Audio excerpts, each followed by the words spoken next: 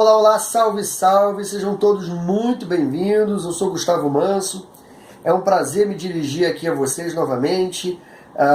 Já faz um tempo que eu não levanto nenhum vídeo, não faço upload de nenhum vídeo, né? Não coloco nenhum vídeo nesse canal, aproximadamente um mês, se não me engano, mas eu estava aí atarefado com meus compromissos acadêmicos, profissionais e do meu mestrado, mas estou de volta, graças a Deus.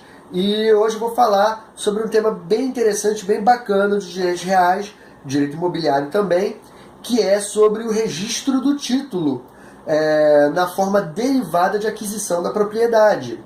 Gosto muito de tratar desse tema. Eu tenho um vídeo no canal, que eu gravei, se não me engano, em sala de aula, falando sobre forma originária de aquisição do bem.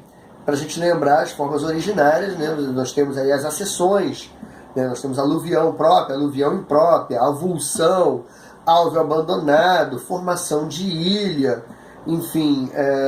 Então nós temos aí as formas, né, originárias de aquisição da propriedade, que algumas delas, a maioria por questões até da própria natureza, por fenômenos naturais, e nós temos as formas derivadas. E as formas derivadas, como nós sabemos, né, elas estão diretamente relacionadas às relações entre as pessoas. Não há ainda um exercício direto entre a pessoa e a coisa como há na forma originária. Mas nós temos aí as relações, né, entre pessoas. Eu sou o comprador e você é o vendedor. Então você está transmitindo um bem para mim. Então a nossa relação ainda é uma relação entre pessoas. E aí a partir desse momento, a partir do momento que eu adquiro um determinado bem, eu passo a exercer o domínio direto sobre aquele bem. E aí a gente, evidentemente, passa a exercer também os atributos da propriedade.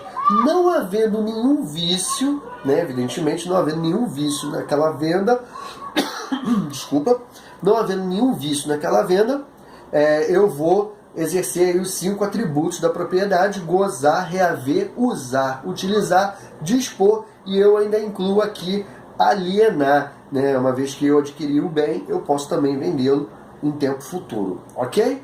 Então vamos tratar do registro de título como forma de aquisição derivada da propriedade.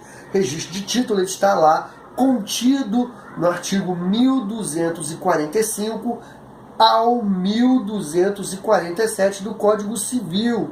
E aí nós temos o artigo 1245, que ele é muito interessante. Estou aqui, Código Civil na mão. Vamos lá, vou dar uma lida rapidinho e comentar para vocês. Artigo 1245, quem tiver com ele à mão aí e quiser acompanhar. Transfere-se entre vivos, aí novamente comentando aí nessa relação entre pessoas, transfere-se entre vivos a propriedade mediante o registro do título translativo no registro de imóveis.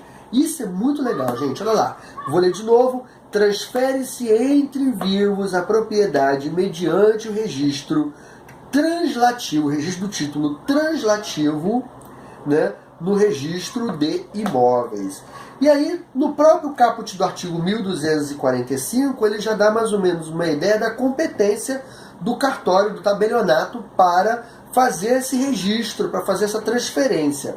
Então será sempre o cartório RGI, Registro Geral de Imóveis. E se não houver um registro geral de imóveis na comarca, na circunscrição onde o imóvel está situado, poderá ser feito no tabelionato de notas também, ok? Então, não havendo RGI, faz-se no tabelionato de notas, tá bom? Então, o artigo 1245, o caput do artigo 1245, ele vai tratar aí, transfere-se entre vivos a propriedade mediante o registro do título translativo no registro de imóveis, ok? Então aí nós já demos uma ideia do que é desse artigo 1245. Partindo para o 1246, quem estiver acompanhando, o 1246 trata: o registro é eficaz desde o momento em que se apresentar o título ao oficial do registro e este o prenotar no protocolo. Ou seja, a partir do momento que você apresenta o título ao oficial do registro, o oficial responsável pelo cartório, e ele prenotar lá no protocolo, fizer os assentamentos que for necessários, evidentemente o ato já é o ato válido e eficaz e já tem força jurídica. E por fim, 1247, se o teor do registro não exprimir a verdade, ou seja, se de algum modo não houver boa-fé, né, já comentando aqui, poderá o interessado, evidentemente aquele que está adquirindo, reclamar que se retifique ou que se anule o ato. Isso é muito legal, gente. Então o artigo 1245 ao 1247 está lá na seção 2, a aquisição do título, perdão, a aquisição do registro por meio do título. Então esses são os artigos, né, que corroboram, que fundamentam esse tema que nós estamos debatendo aqui nessa pequena videoaula, nesse pequeno bate-papo de hoje. Lembrando também o artigo 502 do Código Civil, ele é muito interessante, porque o artigo 502 ele trata do seguinte tema, né? As dívidas do bem são do vendedor até o momento da transmissão. Ou seja, tudo que o bem tiver de dívida continua sendo do devedor até o ato da transmissão. A partir do momento que ele transmitiu aquele bem, se a dívida for próprio terreno, evidentemente, né, acompanhar a coisa, aí é como dívida próprio terreno.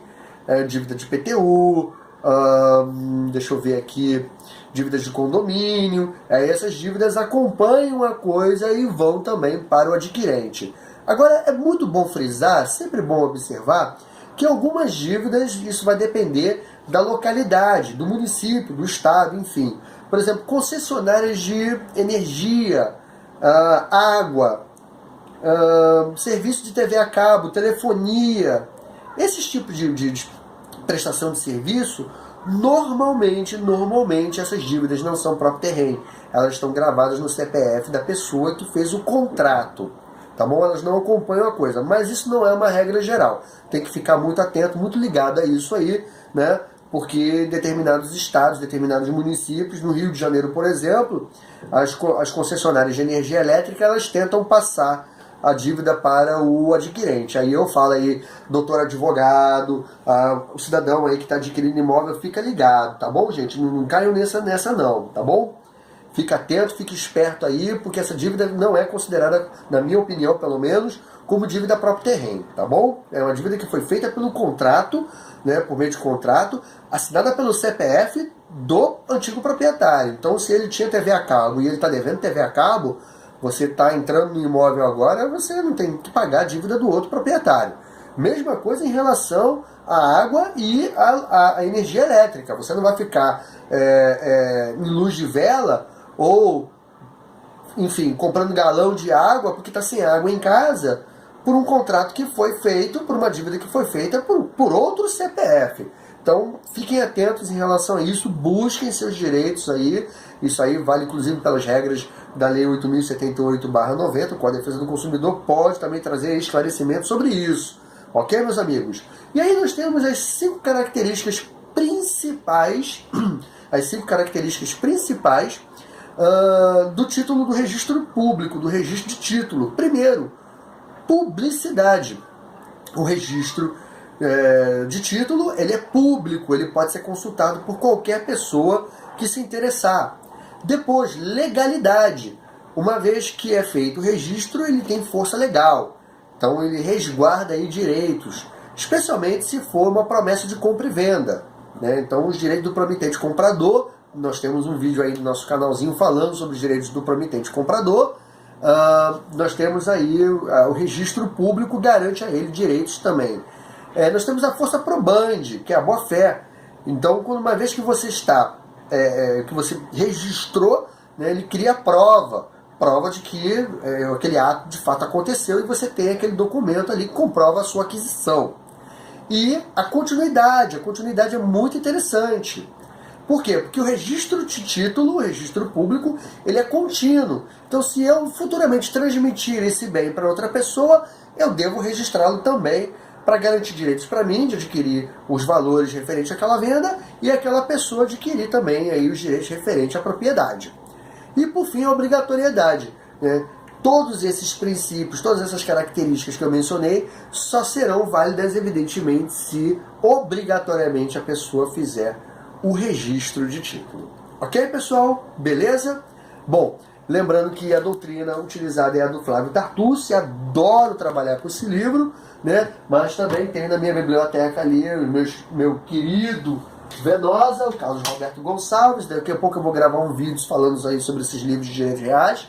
Gosto muito de ler eles, tenho eles como minhas referências em minhas salas de aula. Enfim, então, fechando por aqui, né, o registro de título é uma forma, é uma das modalidades dentro da aquisição de propriedade e, consequentemente, é uma forma derivada, porque não é uma forma originária, então é uma forma entre pessoas.